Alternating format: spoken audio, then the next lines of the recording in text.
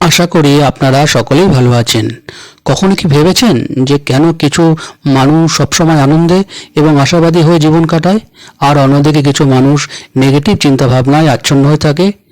এর সহজ উত্তর হলো চিন্তাভাবনার ধরন। পজিটিভ চিন্তাভাবনা সুখ, সুস্থতা এবং সামগ্রিক পরিপূর্ণতার জন্য অপরিহার্য। পজিটিভ চিন্তাভাবনা মানে জীবনের চ্যালেঞ্জগুলিকে পজিটিভ দৃষ্টিভঙ্গি দিয়ে মোকাবেলা করা।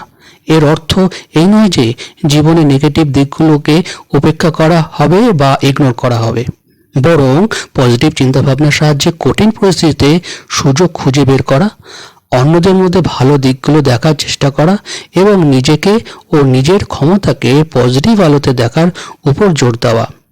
পজিটিভ চিন্তাভাবনার অনেক সুবিধা বা উপকারিতা রয়েছে।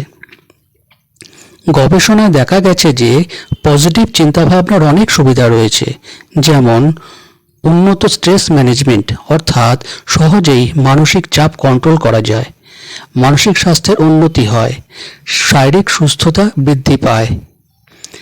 দীর্ঘ জীবনকাল, অর্থাৎ সুস্থ শরীরে দীর্ঘ বছর বাঁচা যায়। বিষণ্ণতা অর্থাৎ মন খারাপের হার কমে। কার্ডিওভাস্কুলার রোগের ঝুঁকি কমে। কীভাবে পজিটিভ চিন্তাভাবনা অনুশীলন করা যায়? পজিটিভ চিন্তাভাবনা একটি অভ্যাস। নিয়মিত অনুশীলন দ্বারা চিন্তাভাবনার ধরন পরিবর্তন করা যাবে এবং আরও পজিটিভ দৃষ্টিভঙ্গি বিকাশ লাভ করবে, অর্থাৎ পজিটিভ দৃষ্টিভঙ্গি বাড়তে থাকবে। তাহলে একটু বুঝে নেওয়া যাক কীভাবে পজিটিভ চিন্তাভাবনার অনুশীলন করা যাবে। 1. প্রতিদিন আপনার চিন্তাভাবনার ধরনে মনোযোগ দিন। নেগেটিভ চিন্তাভাবনা শনাক্ত করুন এবং সেগুলোকে আরও পজিটিভ চিন্তাভাবনার দৃষ্টিকোণ, অর্থাৎ পজিটিভ চিন্তাভাবনার সাহায্যে চিন্তাভাবনার পরিবর্তন করুন। 2. প্রতিদিন কয়েকটি জিনিস লিখুন যার জন্য আপনি উপকৃত হয়েছেন। এটি আপনাকে আপনার জীবনের পজিটিভ দিকগুলিতে মনোনিবেশ করতে সাহায্য করবে। 3. নিজের সাথে পজিটিভ কথা বলুন।